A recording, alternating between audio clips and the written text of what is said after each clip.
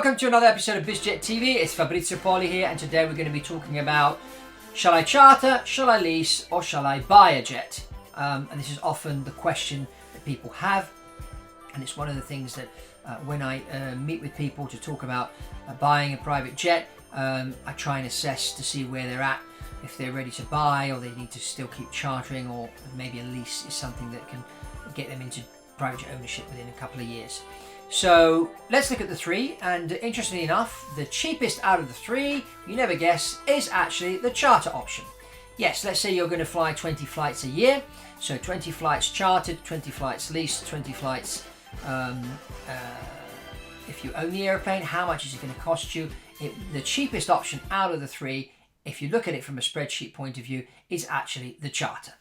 You ring up, you book when you need to fly. You're paying on a large aircraft like a Gulfstream G550, for example, you're paying about $8,500, $9,000 an hour, and off you go. Now, the airplane may not necessarily be at your local airports. You may have to pay some positioning fees.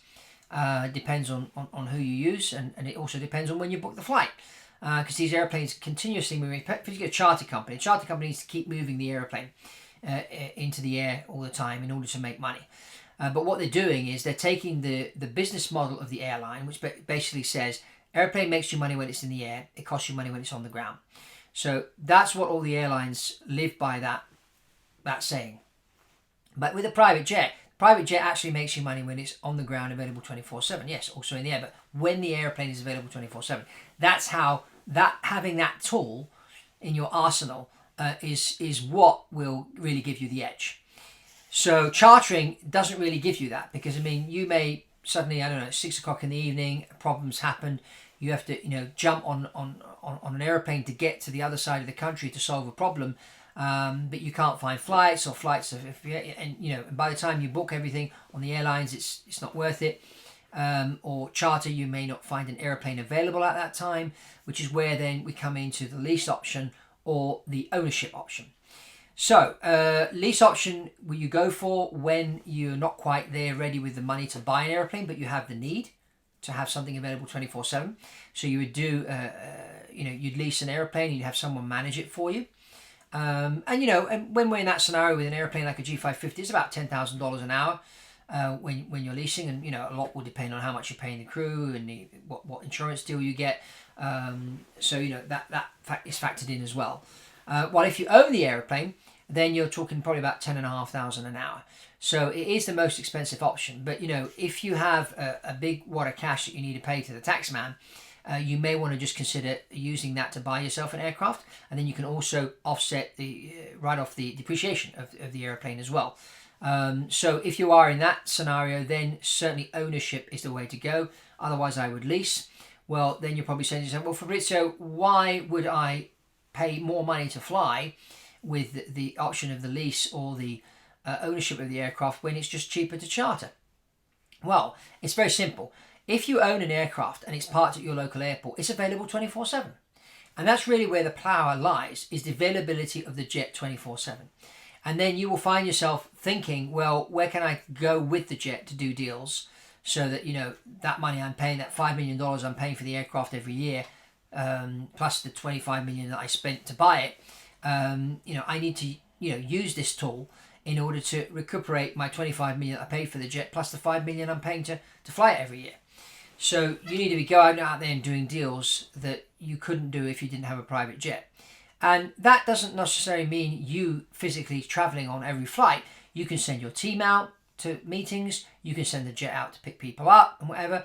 And when you do that and you look at all the movements you've done over a 12-month period, and you look at the number of deals that were done as a result of that, you'll find that actually out of the three options between charter, lease and ownership, in the long run, ownership is always the cheapest option. It's the one that's going to give you the better return.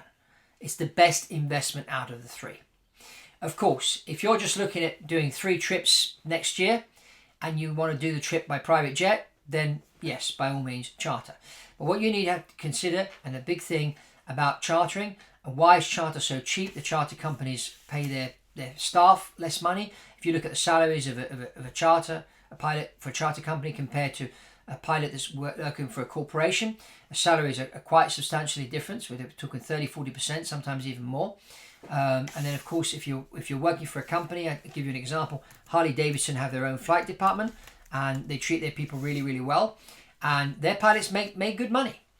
And so, you know, a pilot is much better off flying for a corporation like, you know, Walmart or Harley Davidson or Shell, instead of working for a charter company, because they're going to make better money, they're going to have more benefits and everything in that. And, you know, so if you are looking at chartering, bear in mind that, you know, the safety record of the charter company is not as good as the corporate side of things or the airlines. And so you never know who you're going to get. So I'd be very, very cautious when you charter. If you do charter, make sure, you know, you're vetting the company properly so that it is a safe option. So just to recap there, so with the charter, the lease and the ownership model, if we're looking from a linear standpoint, certainly charter beats it all. It's the cheapest option. But if we look in the long run, we think of long-term investment and return on investment, the best option is owning an aircraft.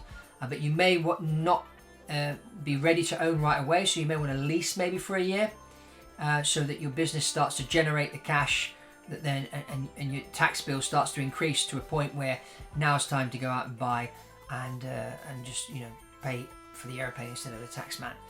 So that's really it. If you've got any questions on this subject or any comments, please comment below. Subscribe to Biz Jet TV if you haven't done so already. Give us a thumbs up. That's all from Fabrizio Poli on Biz Jet TV, and I'll see you on the next one.